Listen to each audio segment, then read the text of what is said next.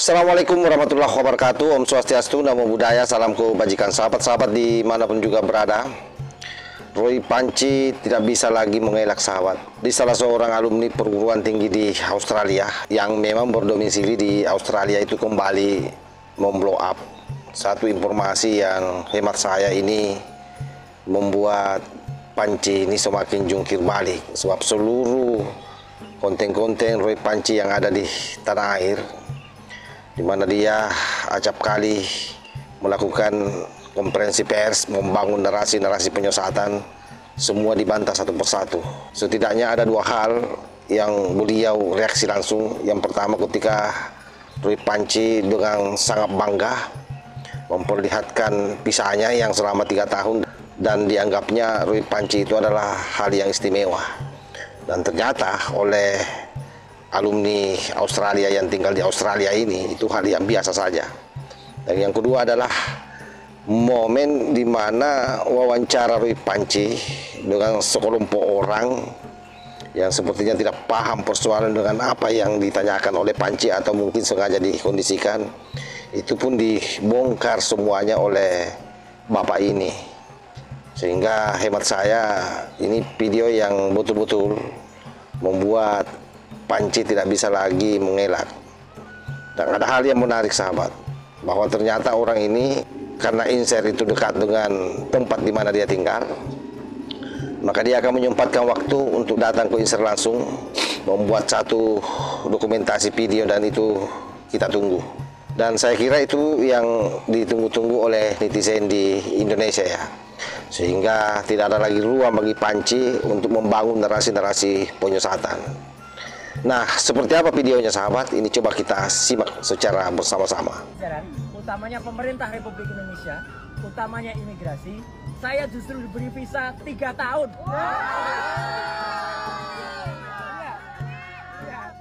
So yes. Bukan kaleng-kaleng. Ya, kalau mau kita lakukan penelitian lagi, saya kapan nanti ajak Michael yang udah janji. Ajak dokter Tifa, ajak dokter Risma, Memalukan. ajak teman-teman peneliti yang lain, mungkin ajak teman-teman, ayo. Masih seputaran kasusnya Roy Suryo yang datang ke Australia dan kemudian pulang ke I think sudah pulang ya ke Indonesia ya. Dan kemarin Nih, aku lihat dengerin ya, Roy. dia didatangin atau disambut yang meriah sama teman-temannya. Itu luar biasa gitu kan, teman-temannya begitu setia gitu kan. Cuma ada satu hal yang sangat membuat saya itu kepengen berkomen gitu ya kan. Saya kepengen berkomen tentang mengenai statementnya dia bahwa dia mendapat visa dari Australia itu 3 tahun, dan dia So istimewa, eluk-elukan, dia begitu kayaknya bangga sekali dengan visa yang 3 tahun itu gitu ya. Saya kasih penjelasan sama Pak Roy ya. Pak Roy, visa 3 tahun Australia itu sangat biasa dan sangat wajar. Nah itu dia. Gini ya, saya mau challenge juga Pak Roy ya. Coba Pak Roy kenapa nggak tunjukin kepada para netizen, sebenarnya Pak Roy itu mendapat visa ke Australia itu visanya apa, gitu kan? Dan saya yakin seyakin-yakinnya Pak Roy pasti visanya visa turis, ya kan? Nah, biasanya visa turis itu di Australia itu sangat lumrah. Kalau dapat 3 tahun itu lumrah, karena visa turis itu namanya multi traveling, jadi multi entry ya. Biasa jadi, Roy. Pak Roy itu hanya boleh tinggal di Australia itu maksimal itu 3 bulan, no further stay for 3 bulan, nggak boleh lebih dari 3 bulan. Nah, saya nggak tahu kondisinya visanya Pak Roy ini apa gitu. Jadi jangan sesuatu yang dibesar-besarkan itu menjadi sesuatu yang kayaknya Australia mendukung Anda, atau imigrasi mendukung Anda. No, totally nggak ada. Kepedean. Anda begitu masuk di Australia ini Anda adalah warga biasa.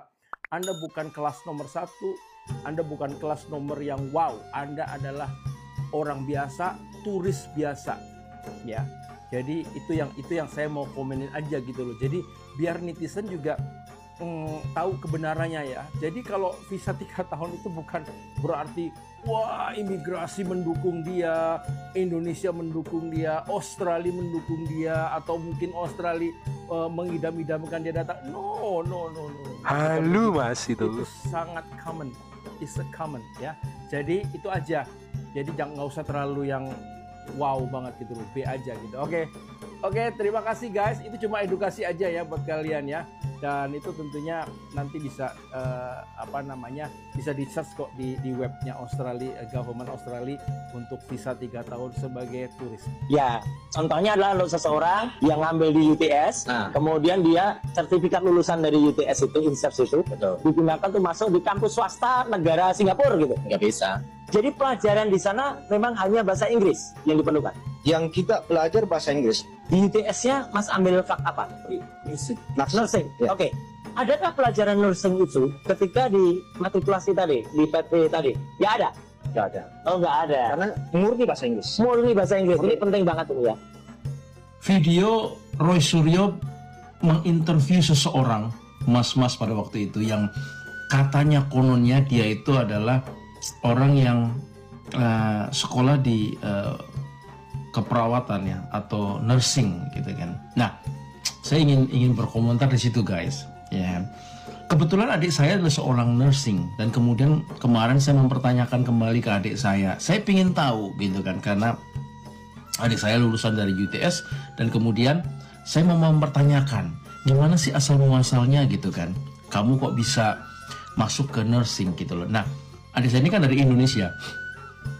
Setelah dia lulus dan kemudian dia masuk ke sini, jadi dia belajar elikos selama 6 bulan.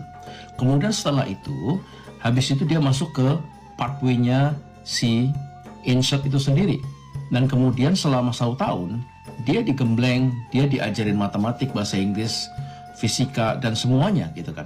Nah, akhirnya setelah dia selesai, baru dia bisa masuk ke pendidikan nursing itu sendiri, ya, atau perawat gitu kan. Nah, pertanyaannya gini, ketika mas-masnya itu di interview sama Pak Roy, yang saya sesalkan adalah kenapa dia tidak bisa tahu, dia tidak menguasai, atau dia tidak bisa menjawab. Kenapa dia hanya bilang bahwa dia hanya menggunakan elikos aja gitu loh. Sedangkan sudah jelas dan pasti ketika kamu mau mau masuk ke dalam program nursing, itu kamu nggak bisa sekonyong-konyong langsung masuk gitu loh, tanpa ada penyetaraan dulu gitu, foundation dulu gitu loh.